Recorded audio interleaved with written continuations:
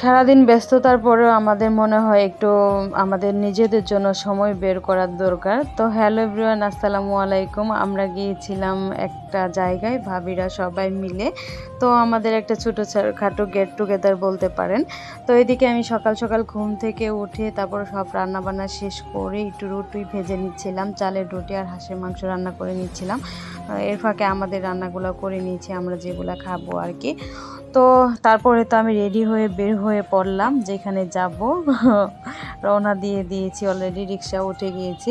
তারপরে তো আমরা চলে আসছি, এখন রিসিপশনে আমরা টিকিট কাটবো, কারণ এখানে টিকিট ছাড়া ঢোকা যাবে না, টিকিট কাটবে। তো টিকিট কাটার জন্য আমরা ঢুকে পড়েছি অলরেডি। টিকিট কেটে তারপরে আমরা আমাদের কাঙ্ক্ষিত জায়গায় অলরেডি চলেও আসছি। তো এই হচ্ছে আমাদের কাঙ্ক্ষিত জায়গা, অনেক ভালো লেগেছিল। বাচ্চারা আসলে মূলত সুইমিংয়ে আসছে, তো বাচ্চারা সুইমিং করবে, আমরা একটু ভাবিরা সবাই মিলে ভালো একটা সময় পার করব। আমরা সবাই মিলে একটু আড্ডা দিতে পারবো। আজকে যেহেতু বন্ধের দিন ছিল, ভাবলাম আমরা একটু যাই হোক একটু ঘোরাফেরা করি, ভালো লাগবে। তারপরে তো বাচ্চারা প্রস্তুতি নিচ্ছিল, ওরা সুইমিং করবে।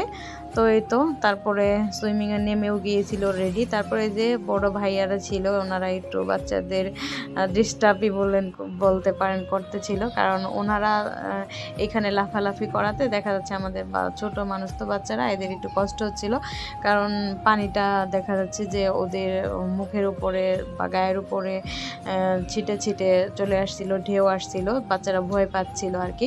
এদিকে আমার মেয়ে বলেন সুইমিং পারে না, ও ফার্স্ট টাইম সুইমিংয়ে গেছে, তো ওর ফ্রেন্ডরা ওকে হেল্প করতেছিল।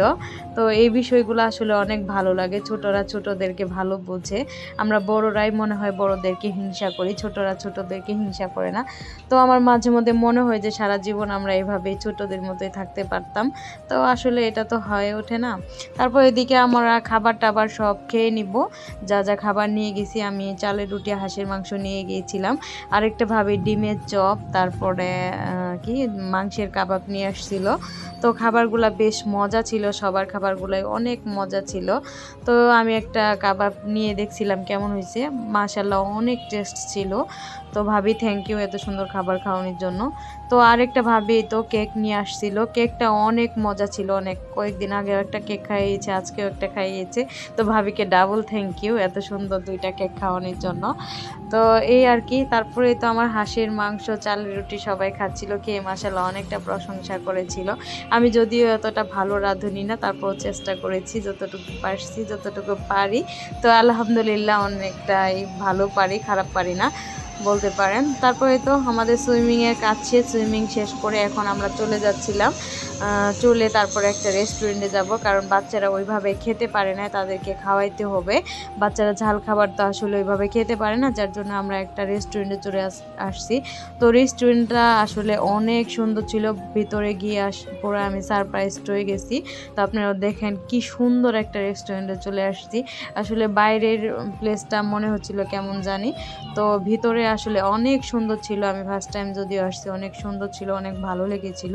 যতটুকু সময় ছিলাম অনেক ভালো সময় পার করেছি। তারপর এদিকে মাঝখানে আবার দেখা যাচ্ছে যে অ্যাকোরিয়াম ছিল, অ্যাকোরিয়ামের জন্য অনেক ভালো লাগছে। বাচ্চারা মাছের সাথে খেলা করছিল, মাছকে খাবার দিচ্ছিল, এই বিষয়গুলো আসলে আমার মনটা একদম কেড়েছে। তারপর এদিকে আমরা ভাবিরা সবাই মিলে বসেছিলাম, খাবারের জন্য ওয়েট করছিলাম, বাচ্চাদের খাবার অর্ডার দেওয়া হয়ে গেছে। আমরা সিম্পল কিছু দিয়েছি, এগুলা কখন আসবে এই জন্য। তো বাচ্চাদের খাবার অলরেডি চলেও আসছে, বাচ্চাদের খাবারগুলো অনেক মজাই ছিল মনে হয়। তো বাচ্চারা খেয়ে ভালোই বলেছে। তো এই তো ওরা খাচ্ছিল, ওদের জন্য চিকেন ফ্রাই ছিল এই আর কি। ওখানেও হালকা পাতলা খেয়েছে, তো এই জন্য আসলে বেশি কিছু দেওয়া হয়নি। তো এই তো আমাদের কোল্ড কফি হট কফি চলে এসছে। আমরা আসলে ওইদিকে দেখা যাচ্ছে পুরা ফুল পেট ভরে খাবার খেয়েছি, এই জন্য এখানে কফিটাই অর্ডার করেছি।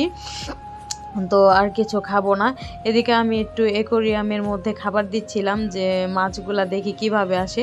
ওমা দেওয়ার পরে দেখি সবগুলা মাছ একসাথে চলে আসতেছিল।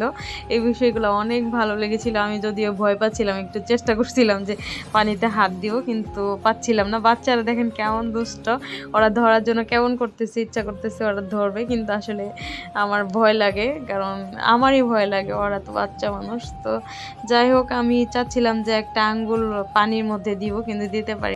আজকের ভিডিওটা এইটুকু, সবাই ভালো থাকবেন, আল্লাহ হাফেজ।